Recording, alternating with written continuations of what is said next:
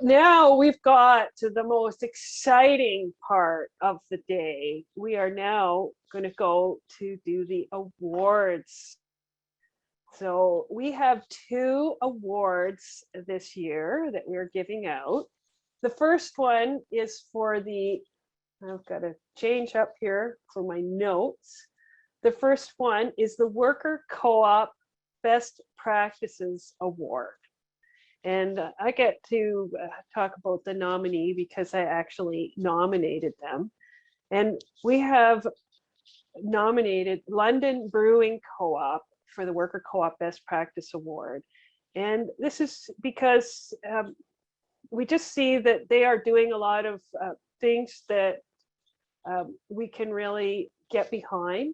They have I saw this. They came up. Not only I already like them. I can buy beer online from them, which is great because they didn't have to go out. We were able to have it sent right here. Worker Co-op organic beer, and one of my favorite beers that they have is called Local 117, and it is a local organic beer. All the products come from within 117 kilometers of the brewery. But that is all great, but I was doing something else. I got a sausage and beer subscription, and once a month I'd get 4 beer and 4 sausages come. And then in their newsletter, I see they've partnered with London Brewing Co-op, and they're saying London Brewing is one of 2 certified organic craft brewers in Ontario. So just these are all things that just tick all those boxes. I don't go out shop for things because of I don't know, like their label or something. I shop because they're local, they're organic, they're fair trade, they're made by a worker co-op. That's so fantastic.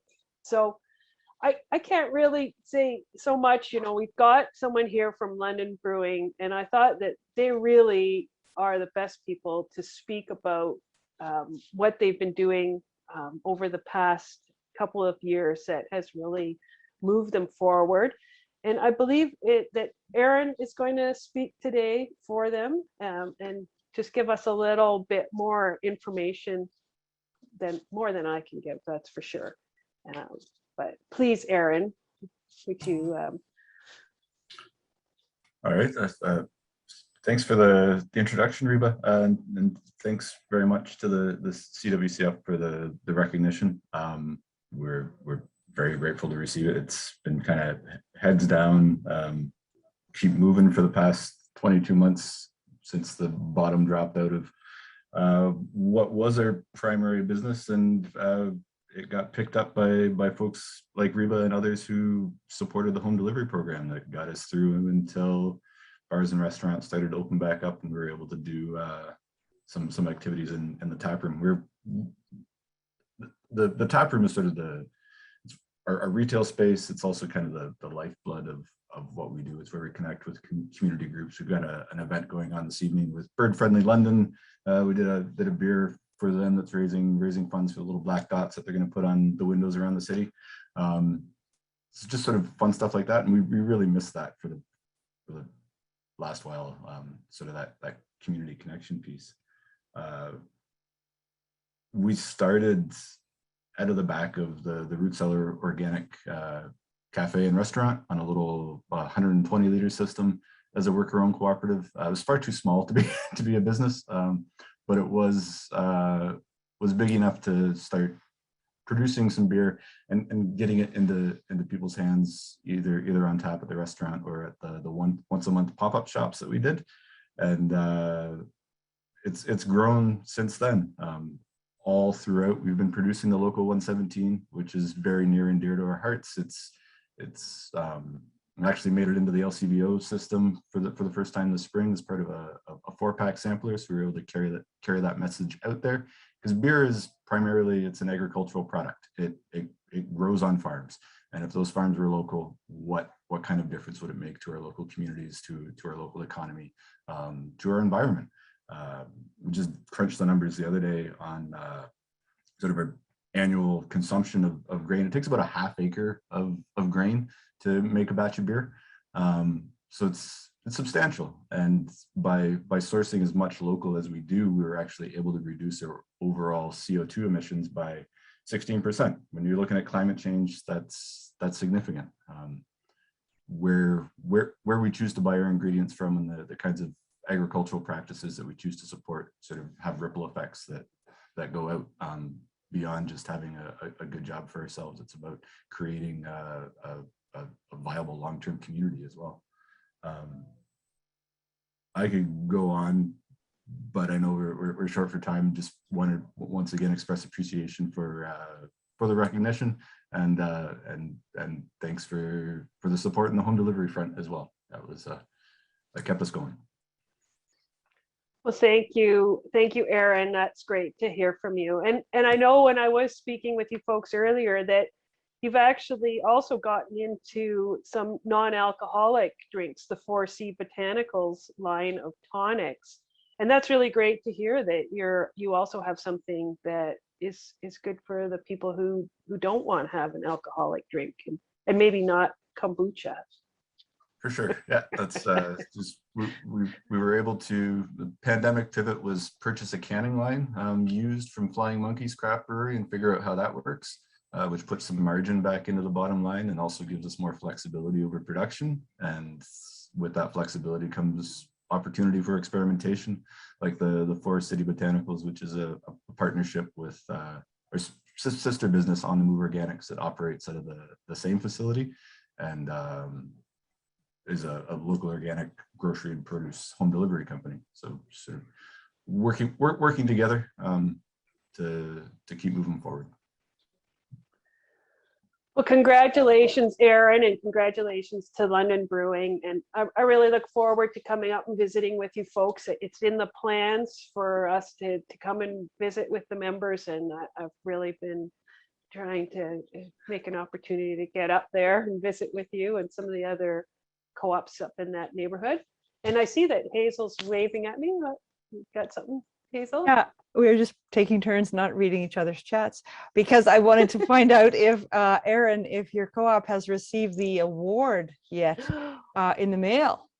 I haven't seen it. I'm going to try to find the photo of it. It's from the Yellowknife Glass Recyclers Co-op. Oh, cool. And it's pretty cool. It's a recycled piece, right? So that fits. Yes, thank you. Right. Thanks for reminding me. Yes, so we did have it shipped to you, but who knows, the shipping's a little bit slow these days. So anyways, but congratulations again to London Brewing for the Worker Co-op Best Practices Award. And now I'm going to turn the mic over to Frank. Frank is going to present the, not even sure, what's the award called? The Mark Goldblatt Award. Oh, thank you. Thank you. Sorry, folks. The Mark Goldblatt Award. Yes. So for a bit of background, so those who have not had the pleasure to have met the late Mark Goldblatt, whom the award is named after, Mark was an iconic figure in the Canadian cooperative movement, and in particular, the worker co-op movement. He was CWCF's board president for 14 years, and in those days, the resources were quite low, but he worked as if he was a paid staff member. You might want to check out there's a fairly moving tribute to him on the CWCF website for some more details on him. And I believe that, I think I saw Anne Goldblatt, his sister, earlier in some of the screens popping up on my computer, as well as I believe his wife, Linda O'Neill, also is in attendance. So thank you both for being here. Anne and Linda and other friends have also created a foundation called the Mark Goldblatt Foundation, which hosts educational talks about cooperatives. I know that Mark's sage advice and also apparently great bear hugs are sincerely missed. And we want to give our thanks to his family for sharing him with them so freely for so many years. That sharing continues though through a foundation, and also since Mark included in his will $25,000 for the CWCF to create a youth art and culture grant, which we award every year to a young person. The award this year is being given to Eric Tusz-King. I'm incredibly grateful for the opportunity to present him with this, even if it's online as it is. Eric served as the Atlantic Regional Region Director on the CWCF board for 4 terms of 3 years each, from November 2008 through to last fall. His introduction to worker co-op movement began with the development of Energreen Builders Cooperative, where he was the manager for 10 years, which he created to build, or he was involved with creating to build energy efficient homes. That was back in 2006. His interest in the co-op model, however, goes back to his university years and has included membership in co-ops of many different kinds. He's initiated, encouraged, and been a member of several different types of cooperatives. Some of these initiatives were the Beaux Jours. So I'm trying to read my screen here. Beaux Jours, Renewable Energy Cooperative, an investment cooperative in community solar and wind renewable energy projects, as well as Open Sky Co-op, a solidarity multi-stakeholder co-op that provides residents, vocational and social support for people who face barriers due to mental health and social development challenges. He is currently with Astor Group, an environmental consulting co-op. Eric was also the course director for the Co-op Zone training program from 2016 to June 2021. In 2011, Eric enrolled in the Co-op Zone training program. After completing that course, he did an assessment of the training program, and in 2016, he was appointed the course director until June of this year. Eric believes strongly in the co-op model, particularly in worker co-ops, and he believes that it's the best model for achieving economic, social, and environmental goals. And that belief is closely tied to his faith in humanity itself. He believes that people are good and that the co-op model is inherently taps into our cooperative nature as opposed to the competitive nature of the more traditional capitalist model. Eric feels that the CWCF has a significant role to play in helping its members by fostering a supportive ecosystem. His long tenure on the board has acquainted him with a lot of committed groups, and he appreciates the camaraderie that he's found within these fellows and the members during this time. Eric believes that the commitment the CWCF has made to engaging with social and solidarity economy will play a key role in its mandate over the next few years. With much of the economy needing to be rebuilt as a result of COVID-19, he considers the present an opportunity and an opportune time for worker co-ops to demonstrate their vision for a brighter future. Eric contributed on many of the CWCF's committees during his tenure on the board, including the policy committee, the conference planning committee, for many years, the executive committee as the vice president, and the HR committee, which we now call the personnel committee. He has also long been a CWCF delegate and alternate delegate at the Atlantic region of the Co-operators. In many ways, Eric's part of the reason why I wanted to get involved myself personally with the CWCF more heavily, because having met him at, I think it was might have been the Tetamagush meeting, he really inspired me to see that there's a lot of work that as a member of a co-op that we could do. And so I sincerely am grateful for the work he's done and his years of service and the contributions he's made to the Canadian worker co-op movement. And they are very much appreciated. So thank you, Eric. Thank you, Frank. And thank you to CWCF.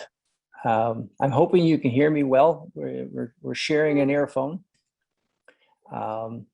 Is that okay for hearing? Yep. Okay. Yeah, it's a real honor to be recognized by your peers.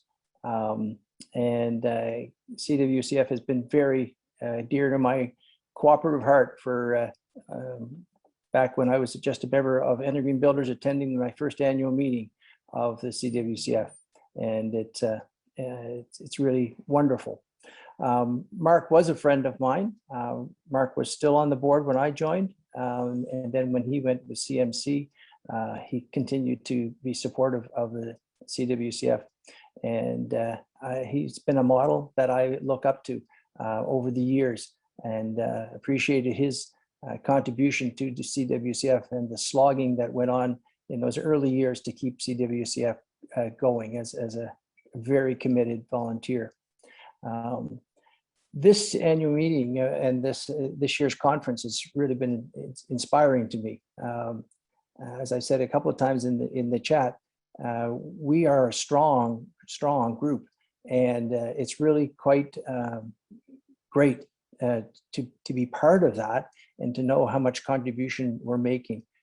Many times in the past, we said that CWCF punches well over our weight, and now we're gaining weight, and we're gaining really strong management, and so we're even punching higher than that. So it's really great to have been associated and to continue to be a member and to be honored by my peers. So thank you very much for this honor. And I have seen only the picture of the award, and it looks absolutely wonderful. And I'm looking forward to receiving it in the mail someday.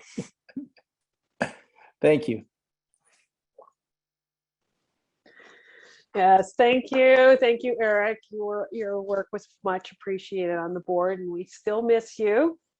So I'll have to come out and visit with you again.